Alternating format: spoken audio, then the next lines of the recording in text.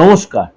আজকে এই 2025 সালে ধনতেরাস নিয়ে আলোচনা করব। কি কেনাকাটি করে রাশি অনুযায়ী বা যাদের রাশি জানা নেই তারাই বা কি কিনবেন বা কি কিনবেন না, চলুন তো একটু জেনে নিই।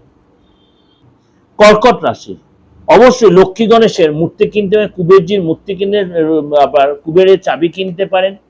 আপনি কুবেরের স্ফটিকের মূর্তি কিনতে পারেন।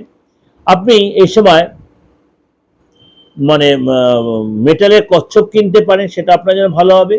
এবং এই সময় আপনি বাড়িতে কোনো ওই কি বলে সবজি কিনে আনতে পারেন, যদি নিত্য প্রয়োজনীয় জিনিস সেটা কিনে আনতে পারেন। এবং সেদিনকে আপনি অবশ্যই আনাজ কিনতে পারেন।